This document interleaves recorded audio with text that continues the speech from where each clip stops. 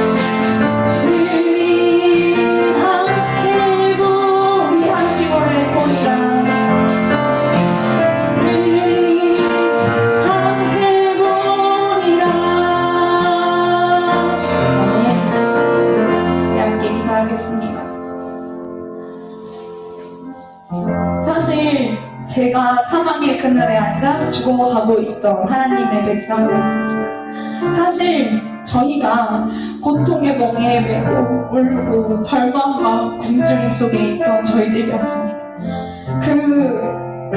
저희들의 모습을, 저희들의 원래 모습을 가장 애타게 내가 너희들을 구원하고 싶어.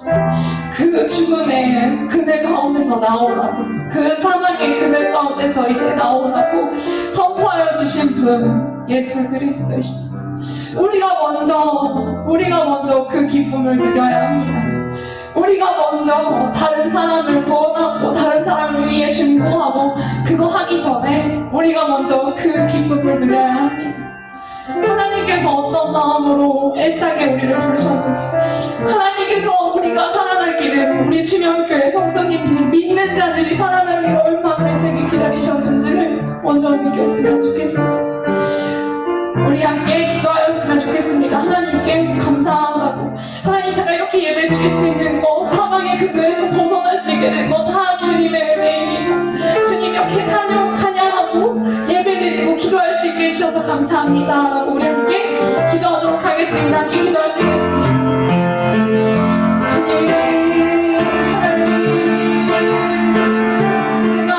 하나님, 제가 사실 사망의 그늘 가운데 있던 하나님, 내가 그 사람 보고 아버지 거기가 잘못됐다고, 아니야 거기가 아니라 그곳에서 나와라고 얘기하기 전에 하나님, 제가 아버지 그 어둠 가운데서, 아버지 그 정욕 가운데서, 아버지 정말 사망에 이르는 그 길 가운데 있던 자였습니다.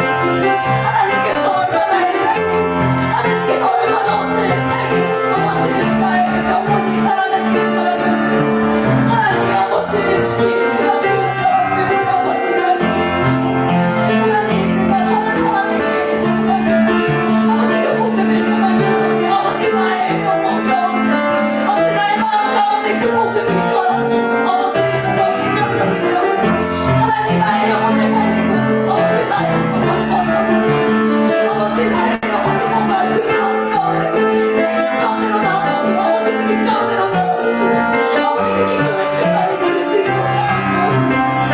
하나님, 하나님께서 애타게 원하셨던 것, 그 사람이 살아나는 것이 아니라, 그 사람이 변화되는 것이 아니라, 아버지 내가 변화되는, 아버지 내가 살아나는 것이, 하나님 나를 고쳐주옵소서.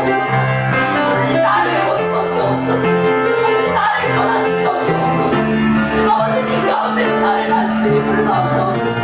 아버지 빛 가운데로 거하게 하여 주옵소서. 하나님 아버지 주님의 그 사랑 가운데, 아버지 정말 그 빛 가운데 하나님에게 충만하시는 하나님 아버지 가운데, 아버지 무엇을 누리며 살아가는지를 깨닫게 하여 주시고, 아버지 내가 충만하게 아버지 하시고, 아버지 주님의 마음으로 충만하게 하여 주시고, 아버지 나의 욕심이, 아버지 나의 의가 아니라 정말 주님의 사랑 할 수 있도록 주님 잡아 주옵소서.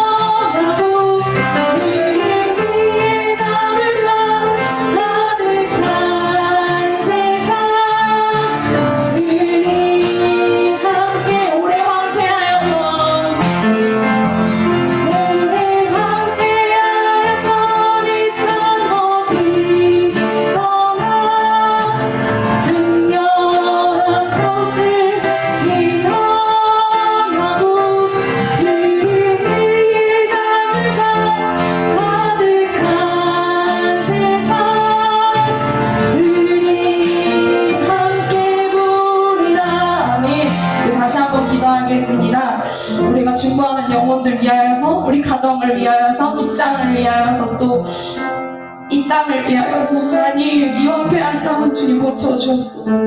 주님께서 다시 회복시키시는 그날 기다립니다. 주님께서 이미 회복을 시작하셨고 하나님께서 완성시키실 그날 기대합니다. 그 기쁨에 참여하는 자들 되기를 간절히 원하오니 주님, 저희가 지금 눈물로 중보합니다. 주님 들어주옵소서. 함께 기도하도록 하겠습니다. 같이 기도하시겠습니다. 주님 감사합니다. 하나님 아버지 무한한 땅을 보게 하여 주시는 감사합니다. 아버지 망가지고 아버지 부서진 아버지 가정과 하나님 망가지고 부서진 아버지 그 영혼과 하나님 아버지의 뜻대로 흘러가지 않고 아버지 이 약한 세상을 주님 보게 하여 주시면 감사드립니다. 하나님 저희가 눈물로 중보합니다. 아버지 그 영혼을 위하여서 아버지 저희가 할 수 있는 것이 아버지 중보밖에 없습니다. 하나님 중보밖에 없습니다. 아버지 저희도 죄인이지만 하나님 저희의 의는 다 악한 것이오니 정말 주여 하나님을 아버지 사랑심을 아버지 선포하여 주시고 하나님 저희가 기도하오니 아버지 그 영혼을 살려주옵소서. 아버지 우리의 가정 회복시켜 주옵소서. 하나님 우리의 가정을 다시 세워주옵소서. 하나님께서 선포하시는 하나님 회복시켜 주옵소서. 아버지 사랑하게 하여 주옵소서. 아버지 특별한 영혼들로 아버지 주님께서 회복시켜 주시고 다시 태어나게 하여 주시고 하나님 앞에 기쁨으로 찬송하고 하나님 앞에 기쁨으로 나아갈 수 있는 아버지 그 기쁜 영광의 날을 볼 수 있는 주님 붙잡아 주옵소서. 아버지 그 날이 이르기까지 아버지 어떠한 슬픔과 고난과 역경이 와도 하나님 우리 성도님들에게 힘을 주시고 아버지 지켜주시옵소서. 하나님 우리 성도님들 아버지 정말 주님 끝까지 주님 놓지 아니하고 아버지 그 적은 일들아 걸어갈 수 있는 우리 성도님들 되시고 아버지 지켜주옵소서. 아버지 지켜주옵소서. 주님 아버지 주님께서 회복하시는 그날까지 지치지 않게 하여 주옵소서. 아버지 저희의 육신이 약하고 아버지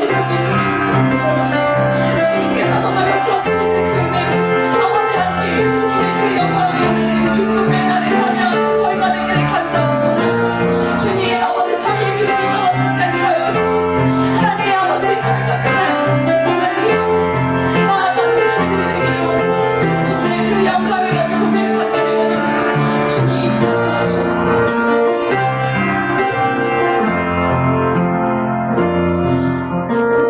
아멘. 우리 함께 기쁨으로 기대하는 마음으로 찬양하도록 하겠습니다. 우리는 기대하고 기도하며 기다립니다. 우리는 기대하고 기도하며 기다리네. 주께서 이 땅 고치실 것을 우리는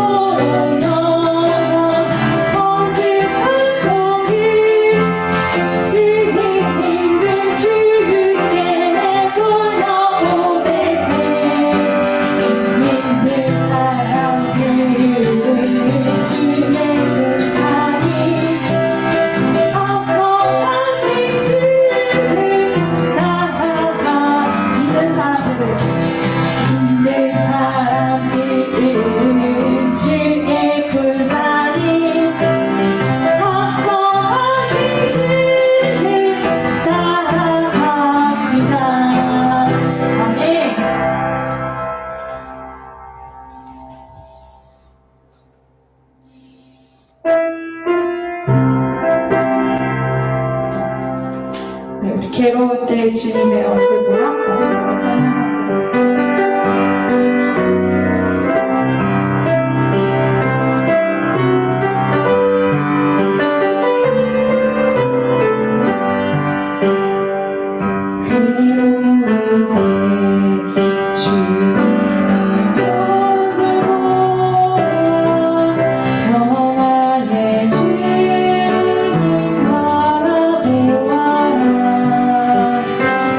세상에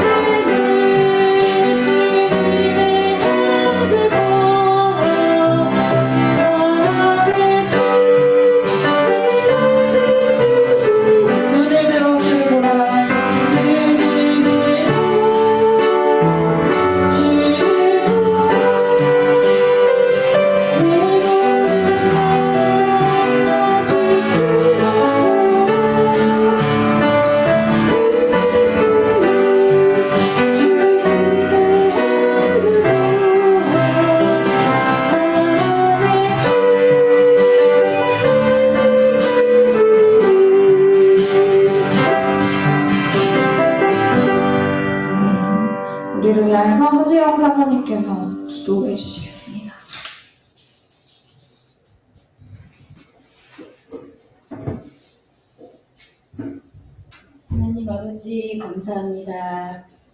저희들 하나님의 자녀로 하나님의 백성으로 살아갈 수 있음에 감사를 드립니다. 그 이유가 저희들에게 있지 않음을 하나님 감사합니다. 오직 예수님의 의로 이 시간 힘입어 하나님께 예배하오니 하나님 이 예배가 하나님께서 받으시는 거룩한 산 제사가 되게 하여 주시옵소서. 하나님 아버지, 저희들 이 세상의 연약함 속에 저희들 한 주간 저희들의 연약함을 하나님 이 시간 고백합니다. 이 세상에 혼자 살아가는 것처럼 고아인 것처럼 하나님을 잊어버리고 살아가는 저희들의 이 연약함을 하나님 불쌍히 여겨주시옵소서. 오직 하나님만을 의지하는 저희들 되기를 원합니다. 오늘 하루 살아가기 고단한 저희들의 삶을 아시는 하나님, 저희들을 아시는 그 하나님만을 의지하기 원하오니 저희들에게 주님만을 소망하는, 주님만을 의지할 수 있는 믿음을 허락하여 주시옵소서. 하나님 아버지, 이 시간 하나님께서 들려주시는 그 하나님의 그 음성을 내게 주신 하나님의 말씀으로 받게 하시고, 그 말씀이 저희 삶 속에 이루어지고 하나님 뜻이 이루어지는, 성취되어지는 경험을 한 주간 또 할 수 있도록 하나님 가까이, 주님 가까이 저희들 있을 수 있도록 성령께서 인도하시고 도와주시옵소서. 하나님, 이 코로나 상황 가운데 많은 사람들이 어려움에 처해 있습니다. 그 누구도 힘들지 않은 사람이 없을 만큼 이 어려운 시기에 하나님 기도로 깨어있게 하시고, 하나님께서 주님의 손길이 되어 도와야 될 것들을 저 힘써 돕게 하시고, 중보하고 기도하며 하나님께서 있으라 하신 그 자리에 있을 수 있는 저희들 되게 하여 주시옵소서. 이 시간 주님께서 이 예배를 받아주실 줄 믿사오며 이 모든 말씀 예수 그리스도의 이름으로 기도합니다. 아멘.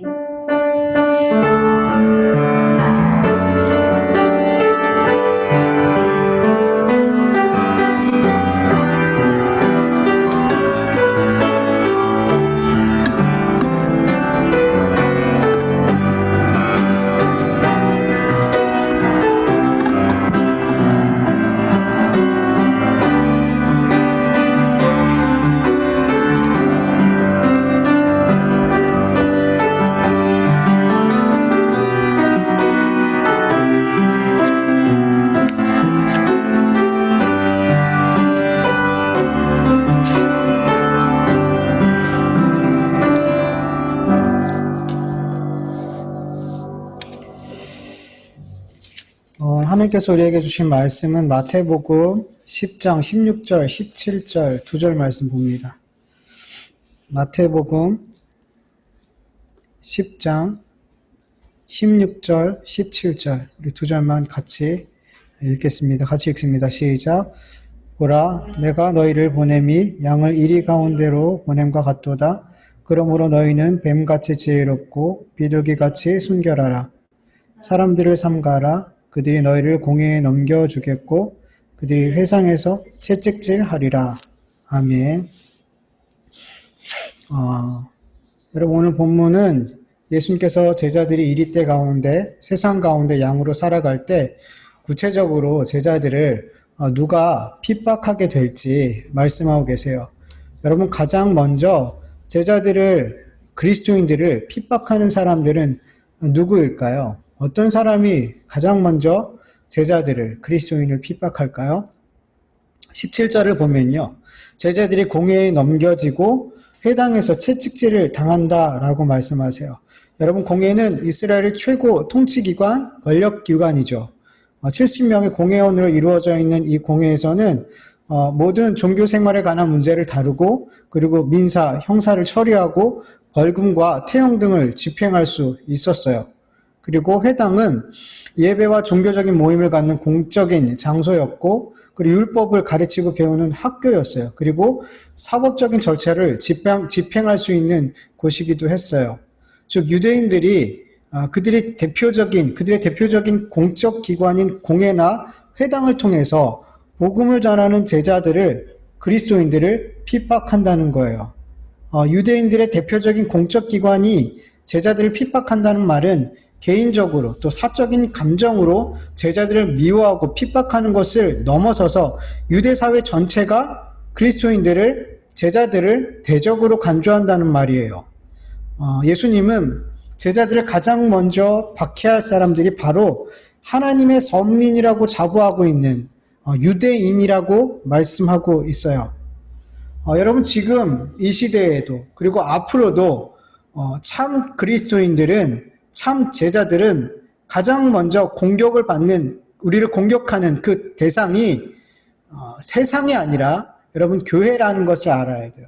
세상이 아니에요. 우린 세상이 교회를 핍박한다라고 생각하는데 물론 그렇죠. 근데 가장 먼저는 교회라고 말씀하고 있어요. 여러분 교회 안에서 누가 공적인 힘을 가지고 하나님의 백성들을 참 그리스도인들을 핍박하게 될까요? 어떤 사람이 이 교회 안에서 공적인 힘을 가질까요? 여러분 소위 쭉정이 일이 넓은 문 넓은 길로 가는 그들이 바로 교회 안에서 공적인 힘을 갖게 돼요.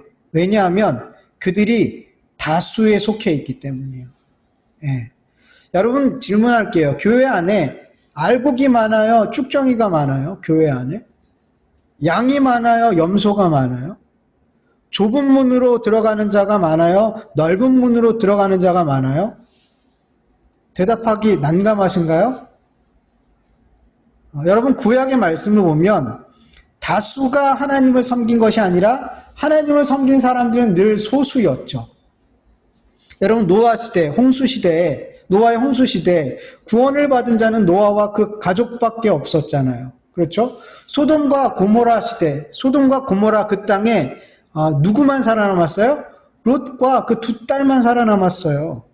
여러분 이 땅에 수많은 민족이 있지만 하나님께서 이스라엘 그 한 민족 아브라함을 택하시고 그리고 그 민족 이스라엘 그의 후손 이스라엘을 택하셨단 말이에요. 수많은 민족이 있는데 아모스서 3장 2절을 현대인의 성경을 보면 나는 땅의 모든 민족 중에 너희만을 택하였다. 너희만 알았어 내가. 그렇게 말씀하고 계세요.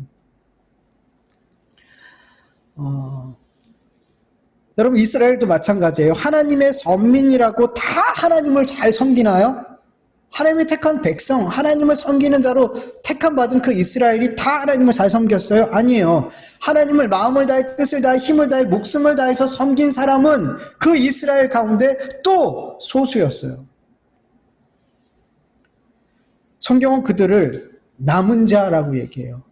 온 민족 가운데 아브라함을 택하시고 이스라엘을 택하셨어요. 그리고 그 이스라엘 가운데 하나님의 선민인 그 이스라엘 가운데서도 하나님을 바르게 섬기고 바르게 아는 자들은 또 거기서서 그 가운데서도 소수였단 말이에요. 그들이 남은 자예요.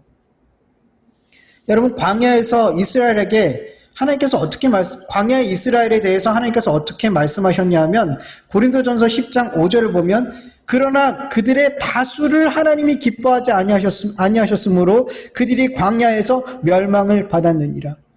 그들의 다수를 하나님이 기뻐하시지 않았다라고 말씀하세요. 북이스라엘 엘리야 시대에 바알에게 무릎 꿇지 않는 자가 몇 명인지 아세요? 그 많은 사람들 가운데 7,000명만 바알을 섬기지 않았어요. 하나님을 섬겼어요. 7,000명만. 열왕기상 19장 18절을 보면 그러나 내가 이스라엘 가운데 7,000명을 남기리니 다 바알에게 무릎 꿇지 아니하고 다 바알에게 입맞추지 아니한 자니라. 그 7,000명 외에 모든 북이스라엘 사람들은 바알에게 무릎 꿇고 바알에게 입맞추었어요. 하나님과 바알 사이에 그들은 머뭇거리다가 다 바알을 섬겼단 말이에요. 그 7,000명만 빼놓고. 이사야서 6장 9절에서 13절 같이 읽어볼게요. 여호와께서 이르시되 가서 이 백성에게 이르기를 너희가 듣기는 들어도 깨닫지 못할 것이요 보기는 보아도 알지 못하리라 하여 이 백성의 마음을 둔하게 하며 그들의 귀가 막히고 그들의 눈이 감기게 하라. 염려하건대 그들이 눈으로 보고 귀로 듣고 마음으로 깨닫고 다시 돌아와 고침을 받을까 하노라 하시기로 내가 이르되 주여 어느 때까지이니까 하였더니 주께서 대답하시되 성읍이 황폐하여 주민이 없으며 가옥들에는 사람이 없고 이 토지는 황폐하게 되며 여호와께서 사람들을 멀리 옮기셔서 이 땅 가운데 황폐한 곳이 많을 때까지니라. 그 중에 10분의 1이 아직 남아 있을지라도 그것도 황폐하게 될 것이나 밤나무와 상수리나무가 배임을 당하여도 그 그루터기가 남아있는 것 같이 거룩한 씨가 이 땅의 그루터기니라 하시더라. 여기서 거룩한 씨, 그루터기, 이 사람들이 바로 남은 자예요. 남은 자. 여러분, 광야의 이스라엘, 그리고 북이스라엘, 남유다 모두 다 하나님을 섬기는 사람들은 다수가 아니었어요. 항상 소수였어요. 그리고 여러분, 이 소수인 남은 자, 구루터기, 거룩한 씨, 이들조차도 사실은 그들이 뭔가 남달라서, 그들이 뭔가 다른 사람과 좀 뭔가 특별해서 하나님께서 그들을 남겨두신 것이 아니에요. 똑같은 죄인이고 똑같은 죄를 짓고 있는 똑같은 사람들이란 말이에요. 그런데 누가 남겨두신 거예요? 하나님이 남겨두신 거예요. 뭔가 달라서 남겨진 게 아니란 말이에요. 하나님께서 듣기는 들어도 깨닫지 못하고 보기는 보아도 알지 못하게 그렇게 마음을 둔하게 만들면 다 똑같단 말이에요. 아무도 남아있을 수 없어요. 그런데 어떤 이들은 하나님의 말씀을 들을 때 깨닫고 볼 때 알게 되더라는 거예요. 그 사람들이 바로 하나님께 은혜 받은 자인 거예요. 여러분, 바울은 로마서 11장 5절에서 이렇게 말씀하세요. 그런즉 이와 같이 지금도 은혜로 택하심을 따라 남은 자가 있느니라.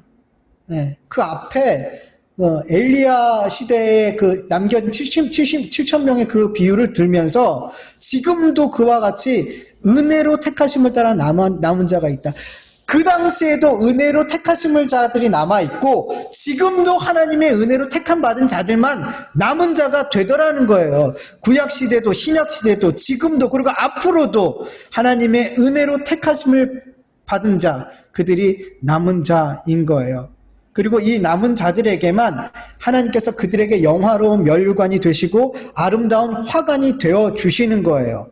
이사야서 28장 5절을 보면 그날에 만군의 여호와께서 자기의 백성의 남은 자들에게 영화로운 면류관이 되시며 아름다운 화관이 되실 것이다. 아멘. 이렇게 남은 자들, 그들이 바로 알곡이고 양이고 좁은 문, 좁은 길로 들어가는 자이고 참 이스라엘이란 말이에요. 그들은 항상 소수예요. 마태복음 7장 13절에 좁은 문으로 들어가라 멸망으로 인도하는 문은 크고 그 길이 넓어 그리로 들어가는 자가 많고 생명으로 인도하는 문은 좁고 그 길이 협착하여 찾는 이가 적음이라. 여러분, 이 말씀은 세상을 향해서 하신 말씀이 아니에요. 주님께서 어디에 말씀하시는 거예요? 교회에게 말씀하시는 거예요. 교회에게, 하나님을 믿는다고 하는 자들에게, 교회 안에 예수 그리스도를 믿는다고 하는 자들, 그 공동체 안에 생명으로 인도하는 좁은 문, 좁은 길로 들어가는 자보다 멸망으로 인도하는 넓고 큰 문으로 들어가는 넓은 길로 가는 자들이 많다라고 말씀하세요. 멸망으로 인도하는 넓은 문, 넓은 길로 가는 자들이 교회 안에 많기 때문에 그들이 그 다수의 힘을 가지고 공적인 힘을 교회 안에서 발휘하게 되는 거예요. 그리고 참 생명의 길로 가는 좁은 문, 좁은 길로 가는 참 이스라엘을 가장 먼저 박해하게 되는 거예요. 여러분, 교회 안에서 멸망으로 인도하는 넓은 문, 넓은 길로 들어가는 자는 어떤 자들일까요? 그들이 바로 율법주의자들이에요. 율법주의자들.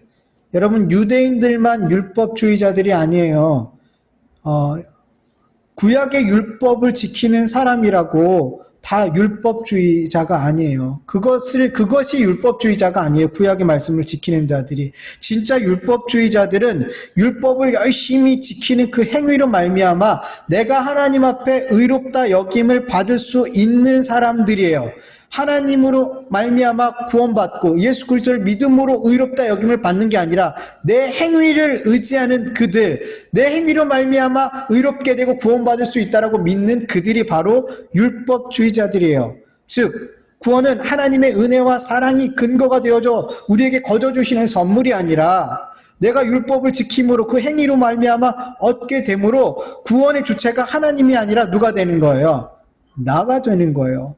내가 율법을 지키냐 못 지키느냐에 따라서 구원이 결정이 돼버리는 거예요. 이게 율법주의자고 이게 바로 행위 구원자들이란 말이에요. 은혜로 구원받는 것이 아니라 이러한 행위 구원에는 하나님을 향한 감사가 절대로 나올 수가 없어요.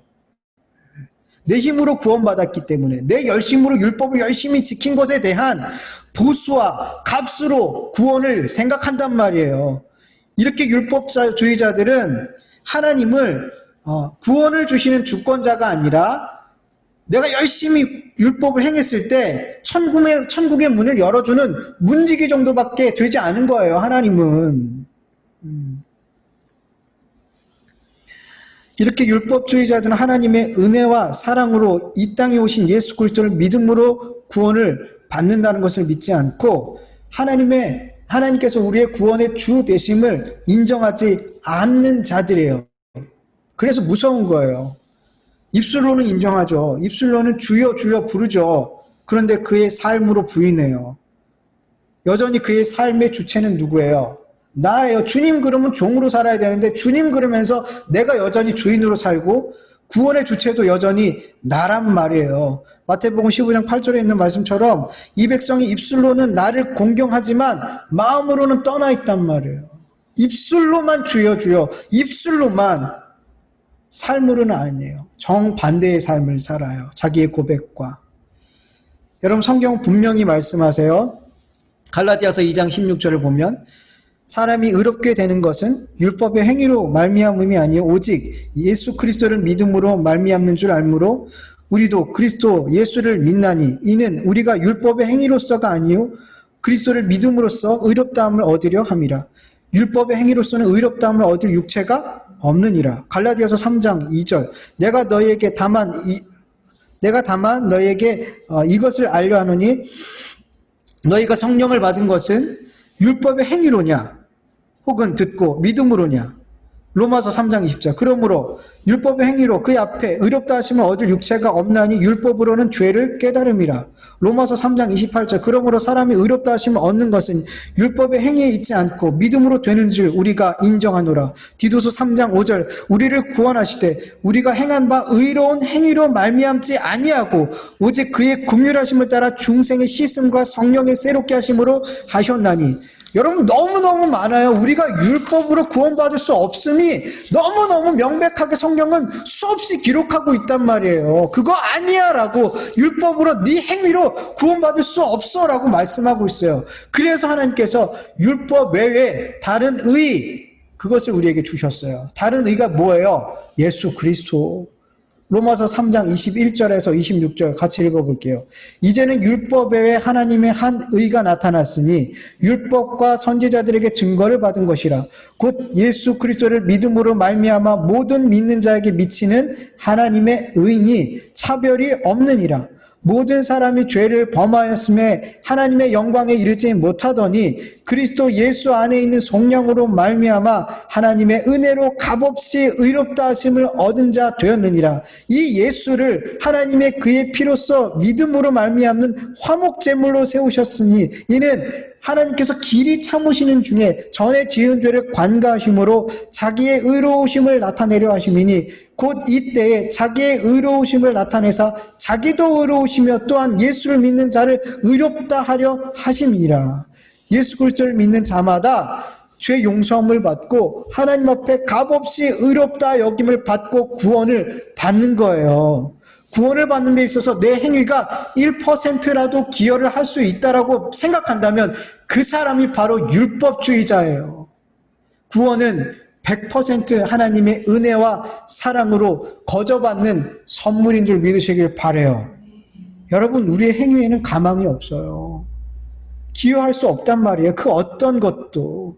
우리의 생명을 내어준다 할지라도 우리가 구원받는데 기여할 수 없단 말이에요. 오직 예수 그리스도만이 100% 우리를 구원하실 수 있는 분이에요. 그 믿음만이. 그렇다면 여러분 그리스도인들은 믿기만 하면 돼요? 아무것도 하지 않으면 돼요? 안 해도 되는 거예요? 그냥 예수님만 믿으면 그냥 만사형통 끝이에요? 구원이에요? 그냥? 주님의 계명을 지킬 필요가 없을까요? 믿기만 하면? 아니잖아요.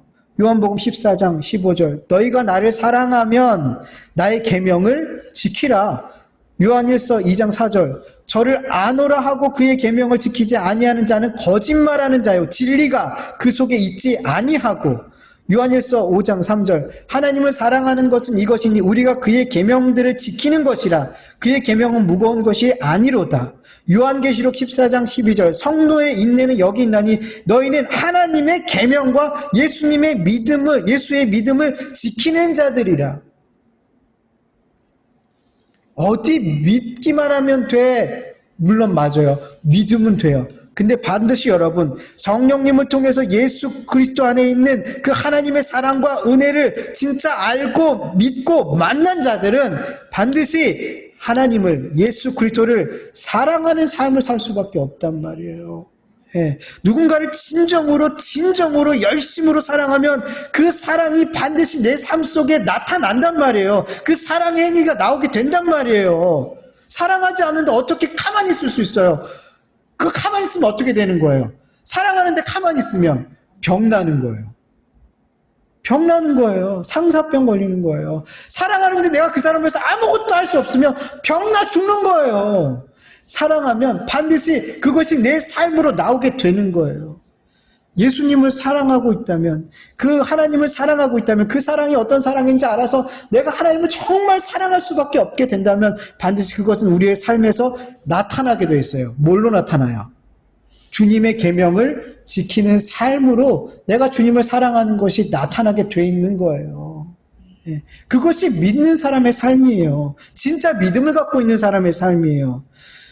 여러분 주님의 계명은 뭐예요? 주님을 사랑할 때 주님의 계명을 지키는데 주님의 계명이 뭐예요? 요한복음 15장 12절 같이 읽어볼게요. 내 계명은 곧 내가 너희를 사랑한 것 같이 너희도 서로 사랑하는 것이라. 서로 사랑하는 것. 내 이웃을 내 몸같이처럼 사랑하는 것. 이것이 주님을 사랑하는 삶이고 주님의 계명을 지키는 삶이란 말이에요. 예수님을 믿는다고 하면서 사랑하지 않는 삶을 산다면 그 사람은 거짓말하는 자요, 진리가 속에 없는 사람이에요. 예. 반드시 믿는 자는 사랑의 삶을 살아요. 그렇다면 우리는 어떻게 형제를, 이웃을 사랑할 수 있을까요? 여러분 자꾸 형제를 사랑하라, 이웃을 사랑하라 하니까 형제를, 이웃을 사랑하는 그 삶을 어떤 사랑으로 떠올리냐면 부모가 자식을 사랑하는 어떤 그런 사랑, 형제들의 사랑, 부부 간의 사랑, 연인 간의 사랑, 어떤 친구 간의 사랑, 어떤 그런 사람들이 사랑하는 그런 사랑을 떠올려요. 그래서 그런 사랑으로 내가 미워하지만 별로 좋아하지 않지만 그 형제를, 이웃을, 때로는 원수를 사랑하려고 하니까 안 되는 거예요. 안 되는 거예요. 여러분 그런데 예수님께서 우리에게 사랑하라고 하신 그 사랑은 이런 사랑이 아니에요. 너희들끼리 사랑하는 그런 사랑 말고 내가 너희를 사랑한 그 사랑으로 너희가 사랑해야 돼 라고 말씀하시는 거예요. 여러분 예수님이 우리를 사랑하신 그 사랑은 어떤 사랑이에요? 한마디로 얘기하면 뭐예요? 십자가의 사랑이죠. 예수님께서 십자가에서 내 죄와 내 허물과 내 사망을 다 자기 것으로 가지시고 십자가에서 내 죄와 내 허물과 내 사망과 함께 십자가에서 죽어버리셨잖아요. 그래서 내가 하나님 앞에 죄 없는 존재, 허물이 없는 존재, 죽음이 없는 존재가 된 거잖아요. 예수님의 십자가로 말미암아, 예수님의 그 십자가로 말미암아 하나님과 원수되었던 그것이 사라지고 하나님과 우리가 화목하게 됐잖아요. 그래서 주님께, 하나님께 우리가 아버지라고 부를 수 있는 거예요. 하나님의 자녀가 된 거예요. 하늘을 두루마리 삼고 바다로 먹물 삼아도 이 십자가에 나타난 예수님의 사랑을 우린 다 기록할 수 없고 다 표현할 수 없어요. 왜? 이 십자가의 사랑으로 말미암아 우리가 뭘 얻었어요? 영원한 생명을 얻었어요. 그래서 이 영원한 생명을 이 십자가의 사랑으로 우리가 받았기 때문에 이 사랑을, 이 영원한 생명이라는 이 사랑을 우리가 어떻게 다 기록해요?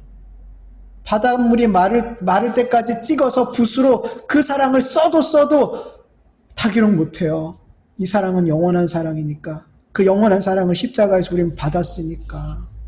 여러분, 이 주님의 십자가의 사랑이 믿어진다면 우리는 주님을 찬송할 수밖에 없고 사랑할 수밖에 없고 감사할 수밖에 없어요. 그 주님의 사랑이 우리 안에 있을 때 그 사랑이 형제에게, 이웃에게 흘러가게 되더라는 거예요. 우리가 알아야 될 것은 뭐냐면 우리가 우리 안에 있는 형제와 이웃에 대한 사랑이 막 그들에게 흘러갈 때, 여러분, 이 사랑은 내가 하는 사랑이 아니라 누구의 사랑이에요? 내 안에 계신 예수 그리스도의 사랑이 흘러가는 거예요.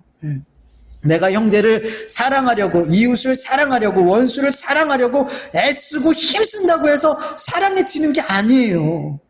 내 안에 계신 성령님으로 말미암아 내가 진정으로 주님의 사랑을 알고 믿고 깨닫고 그 사랑을 감격하게 될 때 그 주님의 사랑이 내 안에서 나와서 이웃에게, 형제에게 흘러가게 되는 거예요.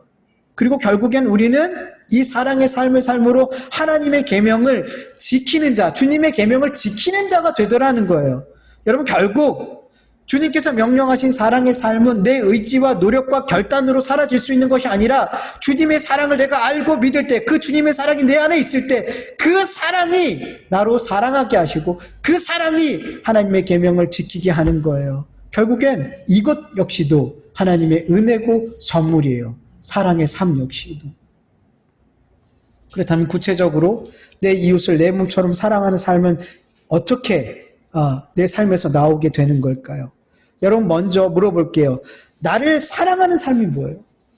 나를 사랑하는 삶. 그래야지 다른 사람을 나처럼 사랑할 거 아니에요. 나를 사랑하는 삶이 뭐예요? 나에게 좋은 것을 가득가득 주는 것. 나에게 세상에서 사람들이 좋다고 하는 그런 것들을 내 삶에 가득가득 채울 때 그것이 나를 사랑하는 삶일까요? 아니, 오히려 그건 죽이는 삶이에요, 나를. 여러분, 진짜로 나를 사랑하는 삶은 예수 그리스도를 믿는 거예요. 예수 그리스도를 사랑하는 거고 예수 그리스도의 말씀에 순종하는 삶이 나를 사랑하는 삶이에요. 그게 생명의 길이니까. 나를 영원한 생명의 길로 가게 하는 그것, 예수 그리스도를 믿는 것, 그 말씀에 순종하는 것, 그게 나를 사랑하는 삶이에요. 이거보다 더 나를 사랑할 수 있는 방법이 어디 있어요? 저에게 좀 알려주세요. 그것보다 나 자신을 사랑할 수 있는 건 없단 말이에요. 그렇기 때문에 여러분, 나를 사랑하는 것이 이웃을 사랑한다는 건 어떤 거예요? 그 사람에게, 그 이웃에게, 그 형제에게 예수 그리스도를 전하는 거예요. 예수 그리스도의 말씀을 전하고 그가 예수 그리스도를 사랑하게 하고 그가 예수 그리스도의 말씀에 순종하는 삶을 살게 하는 것, 이게 이웃을 내 몸처럼 사랑하는 삶이에요. 그리스도를 전하기 위해서 내 이웃과 내 형제에게 행하는 모든 행위가 바로 사랑이에요. 그게 사랑이에요. 예수 그리스도를 전하기 위해서 이웃을 열심히 섬기고 그를 용서해주고 그에게 베풀고 그와 함께 웃어주고 그와 함께 울어주고 오랫동안 그에게 참아주고 그를 위해서 계속해서 잊지 않고 기억하고 기도해주고, 여러분, 이게 바로 사랑이에요. 이게 사랑이에요. 이게 예수 그리스도를 전하는 그 행위, 그 모든 것이 다 이웃을 사랑하고 있는 행위란 말이에요.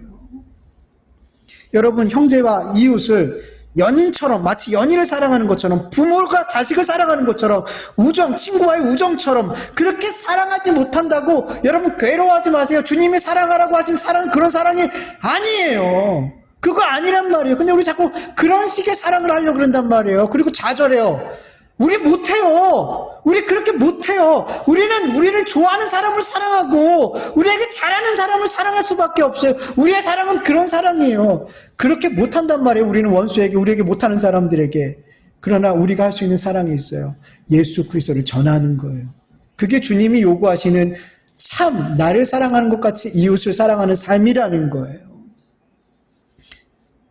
그렇게 내가 예수 그리스도를, 나를 가장 사랑하는 방법을 누군가에게 예수 그리스도를 전함으로 그렇게 나를 사랑하는 것 같이 그들을 사랑하게 될 때 우리는 주님의 계명을 지키는 삶을 살고 있는 줄 믿으시기를 축원합니다. 네. 여러분도 누군가를 위해서, 어떤 누군가의 영혼을 위해서, 구원을 위해서 열심히 기도하고 있죠. 여러분은 지금 여러분의 몸을 사랑하듯 이웃을 사랑하고 있는 것인 줄 믿으시길 바라요. 괜히 사람들이 하는 그런 사랑 하지 못한다고 자책감 갖지 마세요. 그런 사랑 아니니까. 이렇게 하나님 앞에 양, 알곡, 좁은 문, 좁은 길로 가는 자, 참 그리스도인들은 이렇게 율법주의가 아닌 진짜 하나님의 계명을 지키는 하나님의 백성의 삶을 이 땅에서 살아가게 되는 거예요. 율법주의자가 사는 그 삶이 아니라 진짜 계명을 지키는 삶을 우리는 살게 되는 거예요. 이렇게 진짜가 나타나면 여러분, 가짜들은 그 가짜됨을 감추기 위해서, 드러나지 않게 하기 위해서 어떻게 해요? 진짜를 가짜로 만들든지 진짜를 죽이려 달려드는 거예요.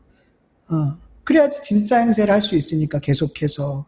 여러분, 율법주의라는 가짜의가 예수 그리스도라는 진짜 의 앞에 자신의 가짜가 드러나게 되니까 어떻게 해요?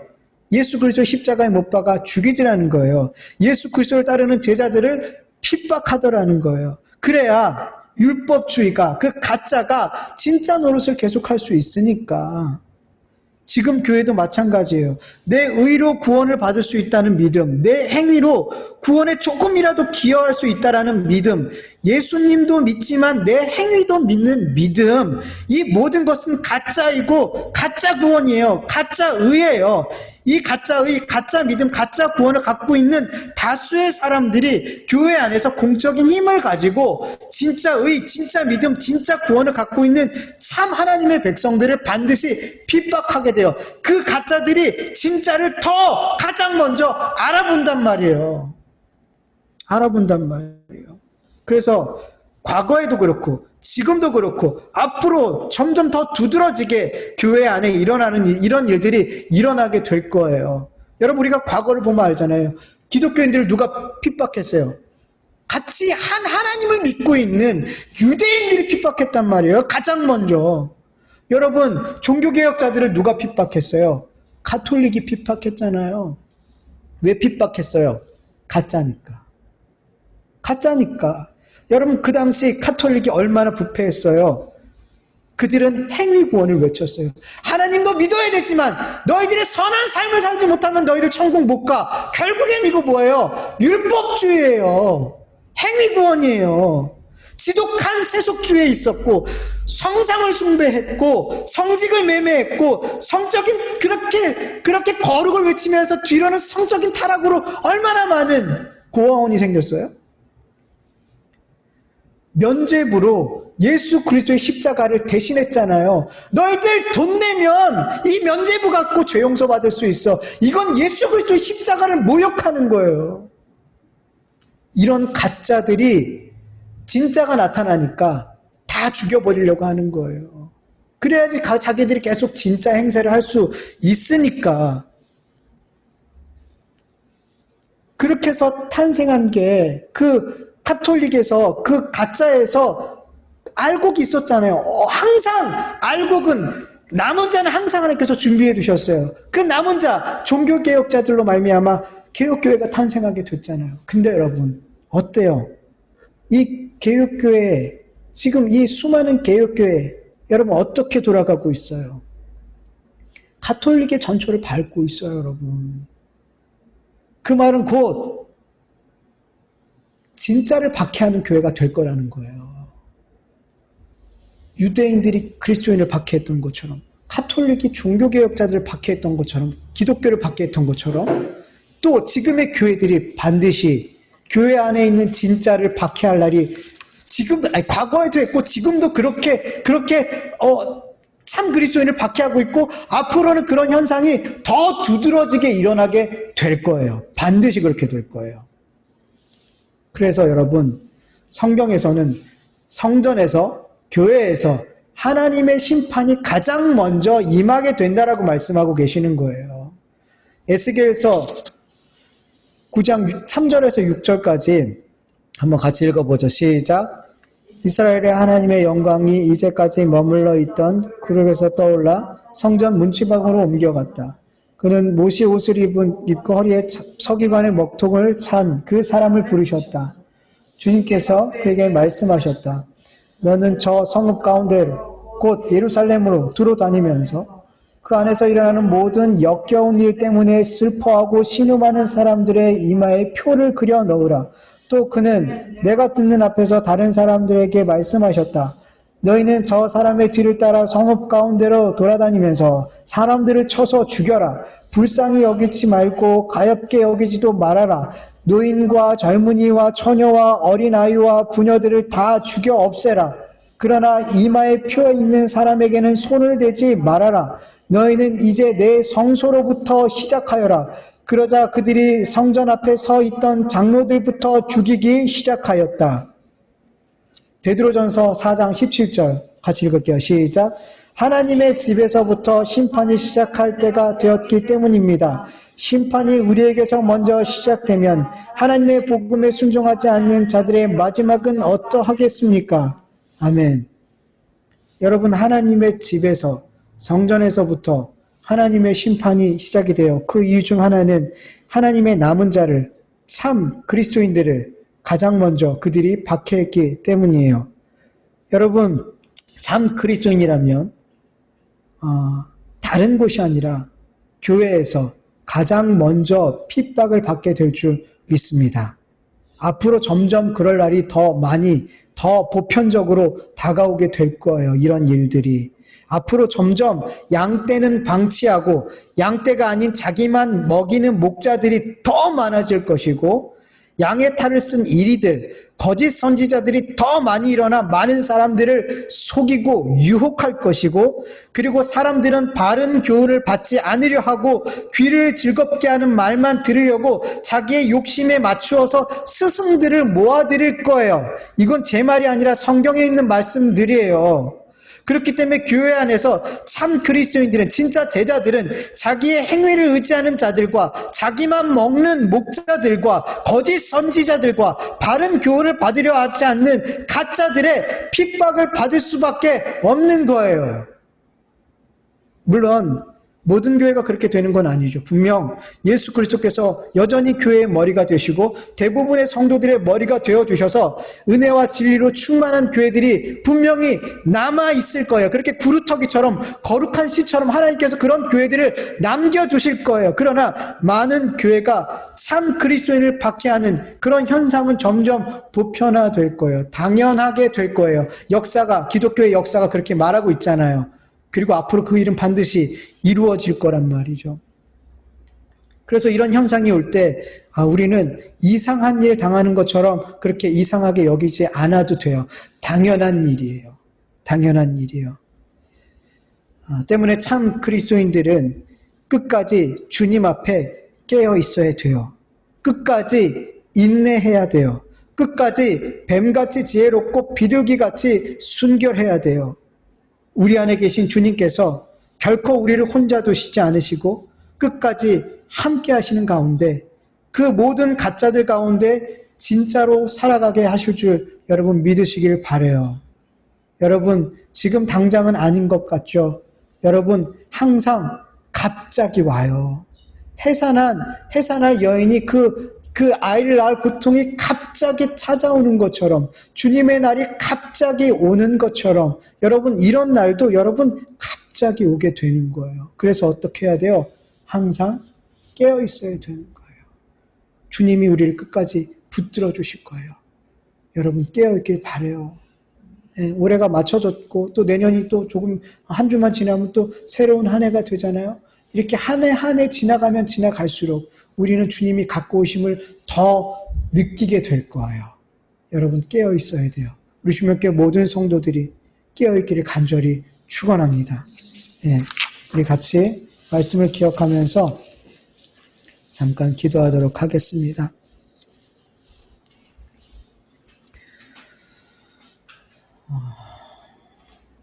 하나님 아버지, 감사드립니다. 오늘도 주의 말씀을 함께 나누게 하여 주시고, 이 말씀 가운데 우리가 정말 깨어있기를 간절히 원합니다. 하나님 아버지, 그리스도인들이 핍박을 받고 박해를 받는 것이 너무나 당연한 삶입니다. 뱀같이 지혜롭고 비둘기같이 순결할 때 우리는 이 땅에 땅에서 이리떼들에게 죽는 삶을 살아갈 수밖에 없습니다. 하나님, 그것이 주님을 따르는 삶이고 그것이 나를 부인하고 십자가를 지는 삶임을 믿습니다. 이것이 우리 주명교회 모든 성도들이 살아야 될 삶인 것을 우리가 압니다. 아버지 하나님, 그런데 많은 그리스도인들이, 많은 성도들이 예수님이 가신 그 길과 반대의 길로 가려고 합니다. 하나님, 자꾸만 내 의를 의지하려고 하고 세속에 물들고 자꾸만 세상의 것들로 내 삶을 만족하려고 하고 그렇게 고난과 핍박과 아버지 먼 삶을 살려고 합니다. 하나님, 도와주시옵소서. 점점 이런 성도들이 많아지고 이런 교회들이 많아지고 있습니다. 이런 가운데 주님께서 아버지 하나님, 남은 자로 세운 자들을 주께서 붙들어 주셔서 그들이 끝까지 뱀같이 지혜롭고 그들이 끝까지 하나님 순결한 아버지 하나님 비둘기 같은 삶을 살아갈 수 있도록 하나님, 그 남은 자들의 삶을 지켜주시옵소서. 특별히 점점 더 교회에서 아버지 참 그리스도인들, 참 제자들에 대한 박해가 두드러지고 보편화될 텐데 하나님, 그때에도 아버지 우리가 견디게 하여 주시옵소서. 그때에도 예수 그리스도의 십자가를 붙들고 견뎌서 결국에는 구원받을 수 있는 우리 모두가 되어줄 수 있도록 도와주시옵소서. 아버지 하나님, 많은 교회가 예수 그리스도가 머리가 아니라 사람이 머리가 되고 물질이 머리가 되고 세속주의가 머리가 될지라도 아버지 주명교회는 끝까지 주님이 머리가 되어주시는 교회, 우리 온 성도들의 머리가 되어주는 주님이 되어주시옵소서. 그래서 끝까지 이 생명이 다하는 날까지 아버지 주님의 다스림을 받는 이 교회와 아버지 하나님 주명교회 되어줄 수 있도록 은혜 베풀어 주시옵소서. 감사하며 예수님의 이름으로 기도합니다. 아멘.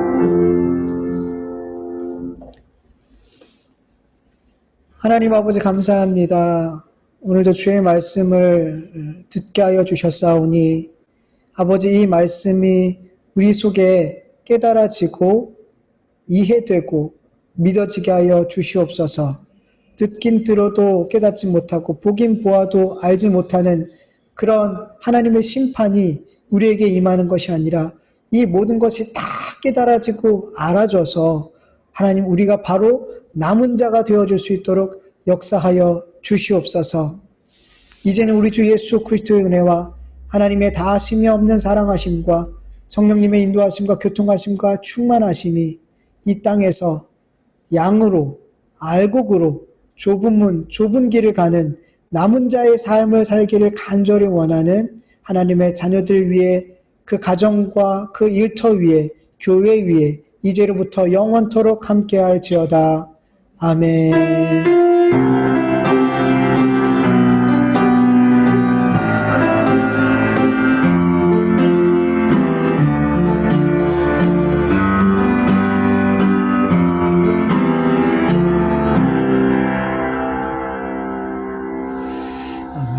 우리 예배를 받으신 하나님께 감사와 영광의 박수 올려드립니다. 하나님 감사합니다. 감사합니다.